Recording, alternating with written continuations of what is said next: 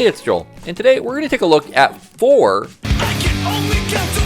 different microphones, all from the exact same family, if you will, ranging from $20 all the way up to $500. Now, I'm talking in Canadian, so keep that in mind. These are the microphones that we have as followed.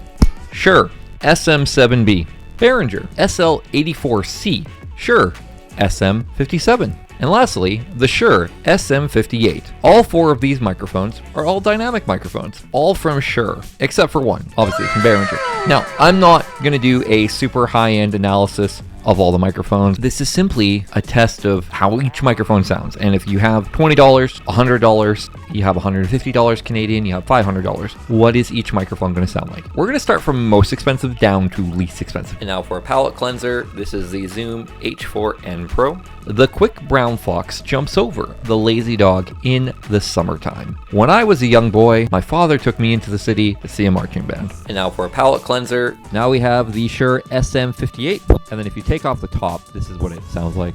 The quick brown fox jumps over the lazy dog in the summertime. When I was a young boy, my father took me into the city to see a marching band. Palette cleanser, this is the SM57. I got it for $1. This is a microphone that sells for about 120 Canadian. The SM58 sells for $150 Canadian.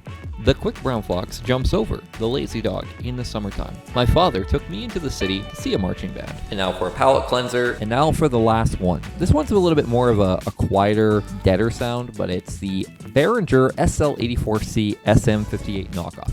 It's also much lighter than the SM58. But anyways, the quick brown fox jumps over the lazy dog in the summertime. He said, "Son, when would you grow up?"